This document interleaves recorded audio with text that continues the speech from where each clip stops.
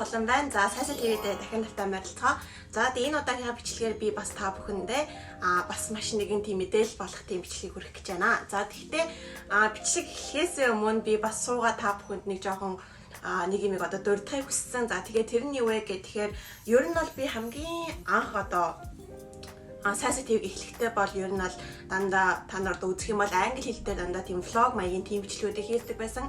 Тэгээ одоо сүүлд харин миний одоо бичлэгийг арга барил маань жоохон өөрчлөгдөө. За тэгээ Монгол дээр монгол хэлээр за тэгээ суугаад юм мэдээлэл өгөх тийм бичлэгүүдийг маш хийдэг болсон байгаа. За тэгээд ер нь бол энэ бичлэгүүдийг хийж эхлэх болсон миний ер нь зорилго нь юу вэ гэхээр би ч одоо өөрөө хамгийн анх Солонгос ирэхдээ одоо юугаач мэдэхгүй хоёр ачаатайгаар ирж исэн. За тэгээд анх ирэхэд бол надад одоо Солонгос нэг тийм байдаг шүү. Солонгост очих юм бол өртгөн тэр шүү. Үгүй бол тэрийг хийж болохгүй шүү. Энийг хийх нь зөв шүү ч юм уу те. Нэг тиймэрхүү нэг тийм туршлагаасаа яриад өгчих үгүй бол нэг зөвлөгөө өгчих хүн ер нь бол байхгүй байсан. Тийм учраас өөрөө ганцаараа ирээл өөрөө өстө мэддэг юмараа хийгээл зөвдөгтөн зөвдөл буруутгахтан буруутаал те. Өстө жинхэнэ өөрөө ингээ хамгийн анх ингээ бүх юмнуудыг туршаад одоо ингээ амьдарч ирсэн. Тийм учраас яг одоо надтай адилхан те бас л нэг гоё мөрөөдөлтэй, үгүй бол гоё зоригтой одоо гадаад ирээд нэг сурчхын сан гоё боловсрол авчихын сан ч юм уу те нэг тиймэрхүү надтай бас адилхан л яг нэг тийм зоригтой байсан одоо байгаа тийм залуучуудаа зориулаад одоо анх ирээд ингээ туршлагачаад ингээ явцсан хүнийхээ одоо байр сууриас жоохон чөлтгоод өөрийнхөө туршлагаас яриад жоохон чөлтгөө мэдээлэл өгөө зөвлөгөө өгөөд ингээ явах юм бол одоо цаашдаа Солонгос ирэх гэж байгаа тийм одоо Солонгос үгэл ирэх хүсэлтэй тийм залуучуудад жоохон чөлтгөө бас тус болоосай гэсэн үүднээс энэ одоо бичлэгүүдийг би хийж эхэлсэн.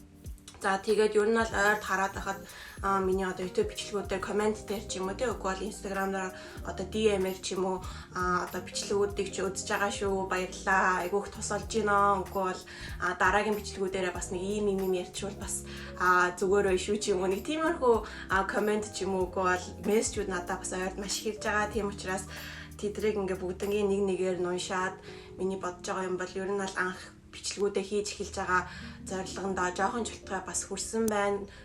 Жоохон чөлтгөө хүмүүст мэдээлэл өгж байгаа юм байна. Жоохон чөлтгөө хүмүүст тус болж байгаа юм байна гэж бодож байгаа. Тэгээд тэрийг одоо ер нь л айгүй тийм гоё сэтгэл нэг тийм гоё дулаахан тийм мэдрэмж төрж байгаа. Тийм учраас миний одоо бичлэгүүдийг те цаг гаргаад ингээд зориод үзэж байгаа та бүхэндээ маш их баярлалаа.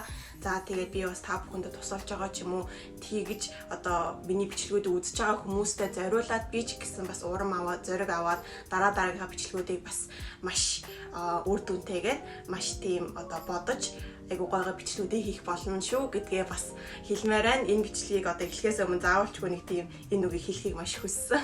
Тийм учраас ер нь бол та бүхэндээ маш их баярлалаа гэдгийг хэлхийг хүссэн юм а. За тэгээд энэ удаагийнхаа бичлэгэндээ орцгоё. За тэгээ энэ удаагийнхаа бичлэгэндээ ярих зүйл маань болохоор Солонгост ирээд байранд амьдрах одоо байрны талаар байгаа.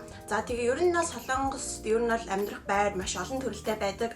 За тэгтээ хамгийн анх ер нь бол одоо сурагчид одоо ингээд сургуулийн маягаар ирж байгаа бол угаасаа хамгийн ойлгомжтой анх ирээд мэдээж сургуулийнхаа дотор байр буюу дооронд ордог штэ. За тэгээ би ч гэсэн адилхан яг тэр замаа дагаад бас сургуулийнхаа дотор байранд амьдарч исэн. Тэгтээ би ч ер нь бол янсад 2 жил амьдарсан штэ. Тэгтээ би дотор байранда эхний семестр буюу 4 сар дотор байранда амьдраад тэгээд 2 дахь семестрээсээ би гадагшаа гарч амьдарсан.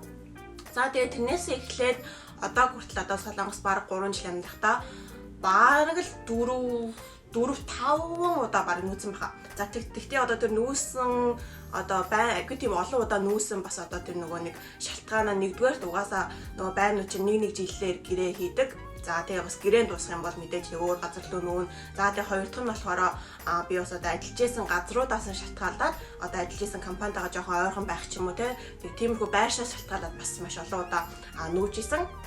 За тийм учраас ерөнхийдөө бол би одоо ямар төрлийн байранд амьдарч исэн. За тэгээд тэр байрнуудаас одоо алийг одоо байраа яаж сонгох уу үгүй бол амьдарч исэн байрнууд ер нь бол хэдийн орчим одоо сарын төлбөр нь гардыг ч юм уу те. Тиймэрхүү байдлаас одоо ер нь бол яриагаа өрнүүлье гэж бодож байна. За тэгээд эхнийх нь болохоор сурагчийн дотор байр буюу доорн байгаа. Би болохоор Янсай сургуулийн дотор байранд амьдарч исэн. За тэгээд тэр нь Ёнсойгийн өөрийнх нь дотор байр нь болохоор яг гадаад оюутнуудад зөвхөн зориулсан тийм дотор байр байгаа. За тэгээд ер нь бол яг ингээд сургуулийн кампус дотор хоёр дотор байртай. Тэр нэг нь болохоор SK Global House гэдэг нэртэй, нөгөөх нь болохоор International House гэдэг нэртэй. Тийм хоёр дотор байр байгаа. Тэгээд би болохоор SK Global House дотор амьдарч исэн.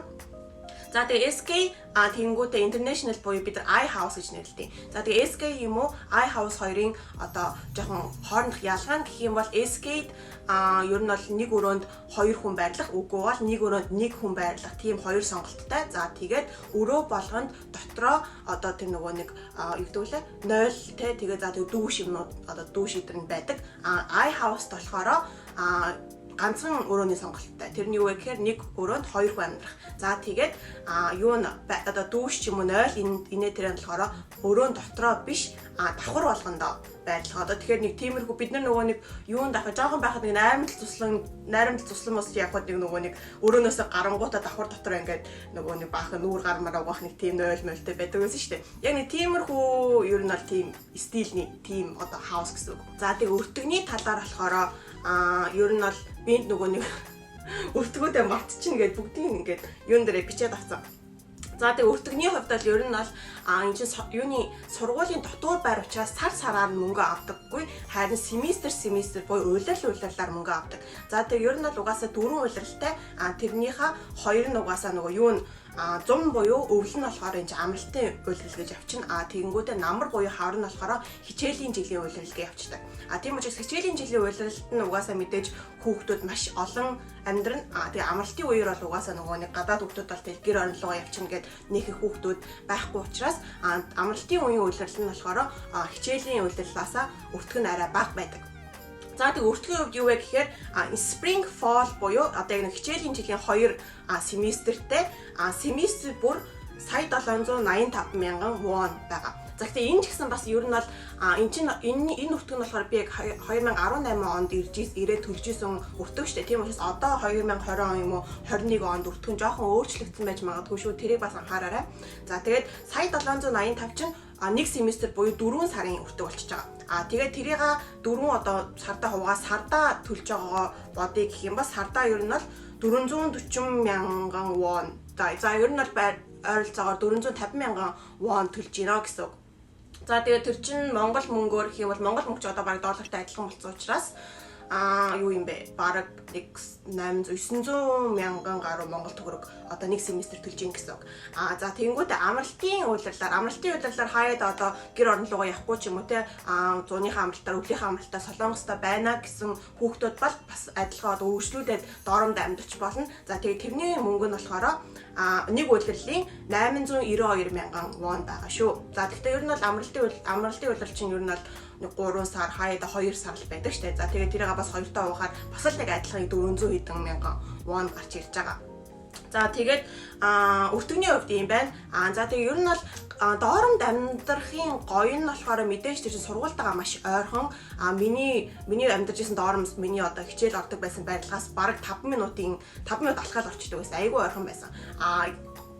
Юу нь жоох disadvantage нь болохоор яг доорн хичээл 2 амар хоорондоо ойрхон болчоор сургуулаасаа гарах тийм ямар ч шалтгаан байхгүй болчихно. Тэгэхээр чин өдөр болгон доорн сургууль гэсээр байтал нэг тийм сургуулаасаа гараад одоо жоон гадаад амьдралыг мэдрэх ч юм уу тиймэрхүү юмнууд жоохон дутагч магадгүй. Тэгээ бас тэр шалтгаанаас болоод би бас доормоосоо ингээ гараад бас амьдарч исэн. За тэгээ би 4 сар дотор байранда амьдарчаад тэгээд 2 дахь семестрээс гадагшаа гараад амьдарсан. За гадагшаа гараад амьдрахдаа миний хамгийн анх амьдарч исэн одоо байрны стил нь болохоор хасуг чив гэж нэрлэдэг. За хасуг гэдэг маань ер нь бол та нарын мэдхээр одоо бид нэг солонгос драма ч юм уу солонгос киног үзэхээр яг нөгөө нэг 4-5 одоо хүүхдүүд нэг ингээ байранд цуг амьдраад за тэгээд тэр байрныхын эзэн ерөөдөө байнгын нэг ажим байдаг штэ. Тэр хүн өдөө өглөө оройдоо дандаа хоол хийж өгдөг. Нэг тийм гэр маягийн стилтэй нэг тийм одоо байр байгаа. За тэгээд тэр байранд болохоор би бас нэг жил гаруй амьдарсан. За тэгээд ер нь бол өглөө гарахад одоо ингээ хоол хийж өгөөд за тэгээд орой орой одоо нөгөөс сургуулаасаа тараад ирэхэд бас одоо ингээ хоол бэлэн байж идэг. Нэг тиймэрхүү за тэгтээ тийм одоо нэг өрөөнд одоо нэг ингээ байранд очиод ингээ тэр чинь ингээ 4 5 одоо нэг тиймэрхүү өрөөнд байгаа шүү дээ. За тэгээд тэр хүүхдүүд нь харин бөөндө нийлээд 1-0 1 дүүш ч юм уу одоо цуг одоо ингэж хэргэлдэг нэг тийм стилийн. За тэгээ өртөгний хувьд бол миний амьдарч исэн хасуг чип бол сардаа 400,000 вон байсан. Тэгэхээр ер нь бол юунаасаа миний амьдарч исэн доормоос арай жоохон хямдхан бодол явчихж байгаа. За тэгээ хасуг чип чи өөрөө нэг ганцаараа амьдрах тийм минутэрэ тийм байр биш учраас юуны депозит буюу барьцааны мөнгө байхгүй. Би зүгээр сар болгон зүгээр хамгийн гол нь гэрээгээ хийгээд за тэгээ сар болгондоо нөгөө 400,000 төлөөд явж исэн тийм байранд амьдарсан. За тэгэнгүүтээ дараагийн байр нь болохоор юу лээ? SK-д амьдарч байгаа хасуугчд амьдарч байгаа. Тэгээ дараагийн байр нь болохоор юу амьдарсан? Share house гэж одоо газар амьдарсан. Тэгээ share house маань юу вэ гэхээр бас л яг нөгөө нэг хідэн одоо 3 4 ч юм уу эсвэл бол 2 3 одоо ингээ хүүхдүүд цуг нийлээд амьдардаг. Тэгтээ хасууг чип share house хоёрын одоо гол ялгаа нь гэх юм бол хасууг чип бол гэрийн эзэнтэйгээ цуг амьдарна. Юу болохоор share house болохоор гэрийн эзэн байхгүй.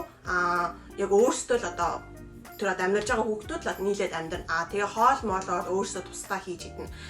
Тэгээд share house бол гэхдээ ер нь бол хасууг чипийг бодвол арай илүү нэг доторх дизайн ч юм уу нэг тиймэрхүү ер нь жоохон guest house маягийн тийм стилтэй. За тэгээд share house-ыг бас нөгөө ингэж болдог. Нэг одоо ингээ одоо 2 ч юм уу 3 өрөөтэй байрыг өөрсдөө найзуудаараа нийлээд одоо цуг амьдрыг гэж одоо хоорондоо ярилцаад тэгээ мөнгөө одоо хуваагаар төлдөг ч юм уу.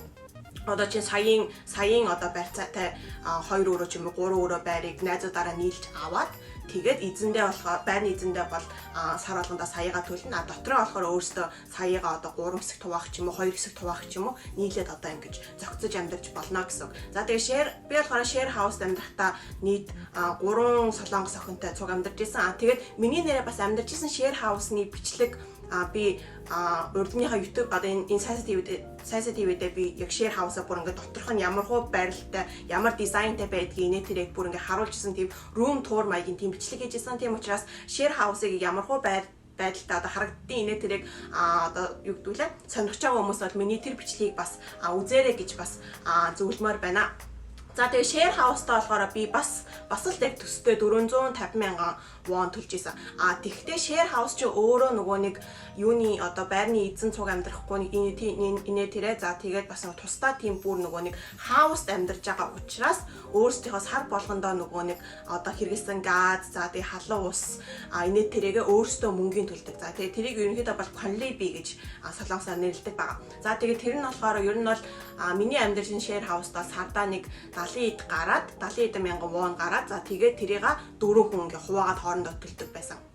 Тэгэхээр ер нь бол 450,000 won-ийнхоо сар балныхоо одоо байрныхаа төлбөрийг төлөө. За тэгээд тэрэн дээр нэмээд 20,000 төгрөгийн одоо тэр нөгөө нэг халуун ус газ нэ тэрийг төлнө гэсэн үг. За тэгээд дараагийн ярих байрны төрөл маань болохоор one room өгөөл office байгаа. За тэгээд one room нь юу вэ гэхээр би ер нь өмнө амьдарч исэн байрнуудад дандаа л нэг 2 ч юм уу 3 одоо найзуудтайгаа цуг амьдарч исэн бол одоо түүнээсээ гараад за тэгээд энэ жилээс эхлээд бүр ганцаараа амьдарч эхэлсэн. За тэгээд ганцаараа амьдрахад ер нь бол one room гэдэг маань нэг одоо хүн зориулсан одоо юу гэсэн үг одоо нэг өрөө тэгэхээр нэг өрөөнд дотроо одоо тэр галтайгаар ч юм уу те одоо өөрөө хоолоо хийж идэх галтайгаа за тэгээ өөр зөрөөс 0 дүүш ч юм уу тэр бүгд нь одоо багтцсан байна гэсэн үг.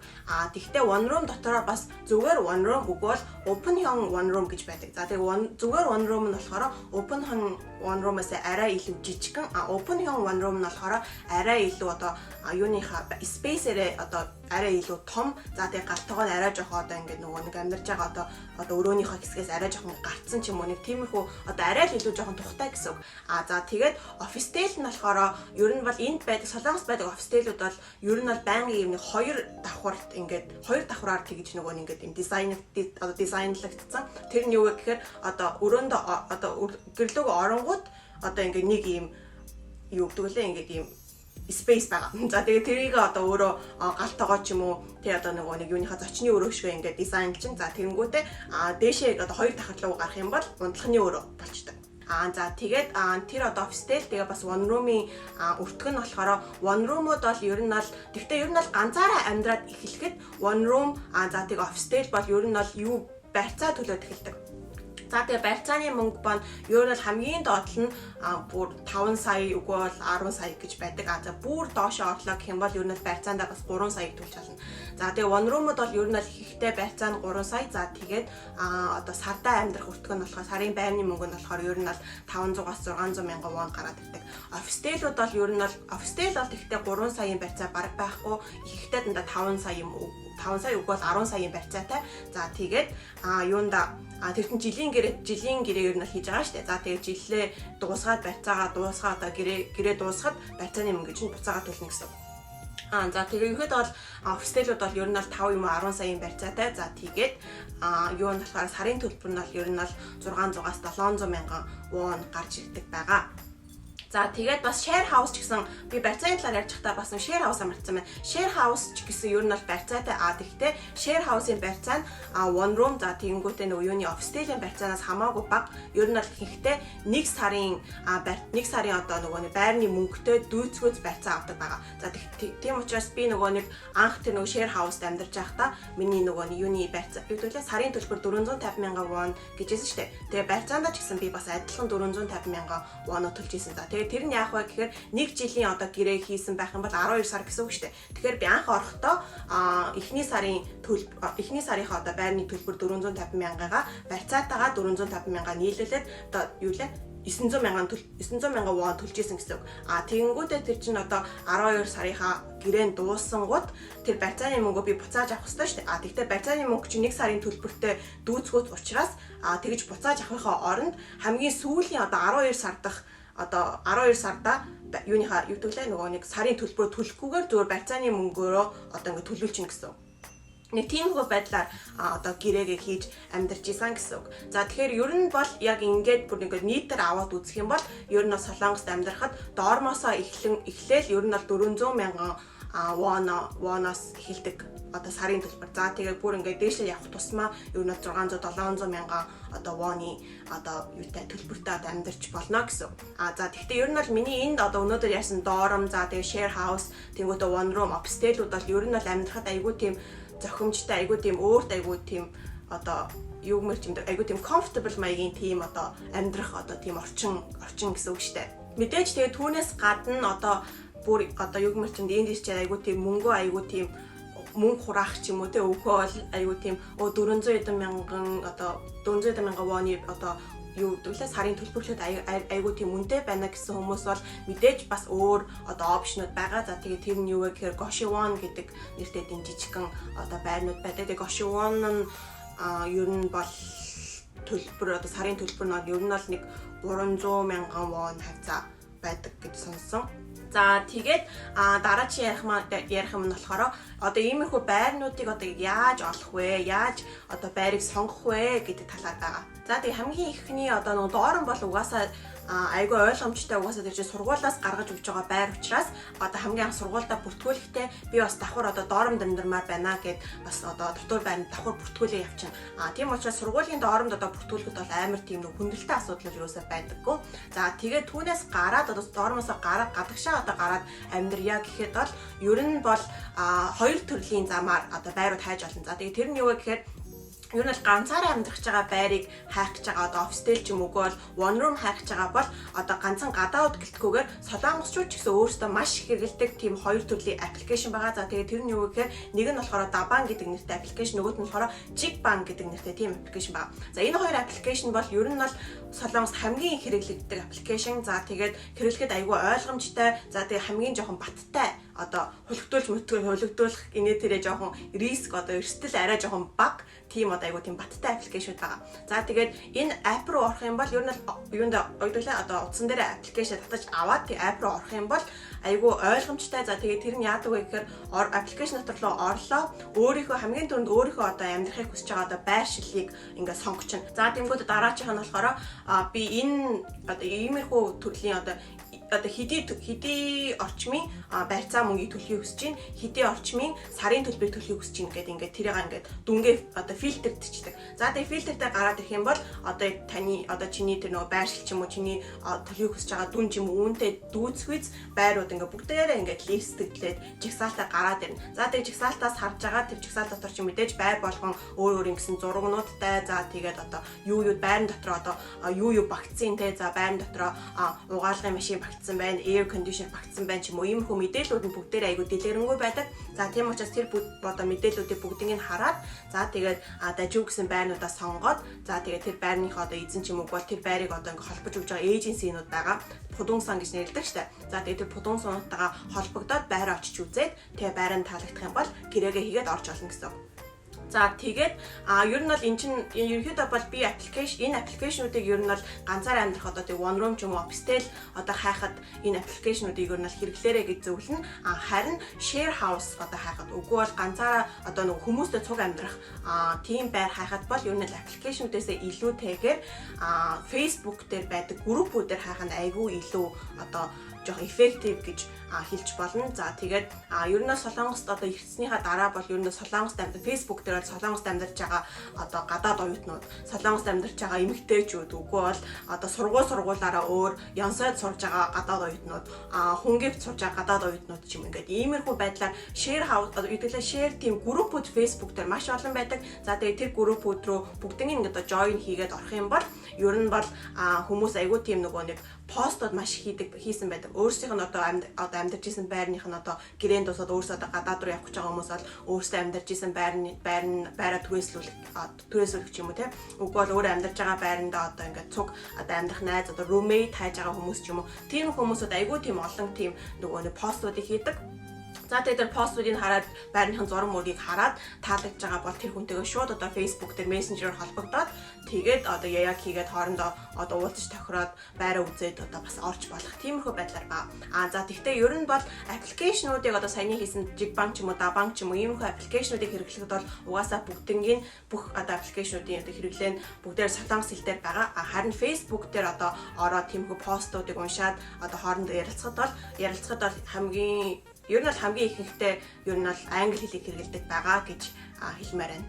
За тэгээд энэ удаагийнхаа бичлэгэн дээр би бас ерөнхийдөө бол та бүхэндээ Солонгост одоо Солонгост амьдарч болох байрны төрөл за тэгээд байр орны төрөл болгоны одоо өртөг за тэгээд байрыг бас хэрхэн одоо хайж олж болох вэ гэсэн талаар бас мэдээлэл өглөө.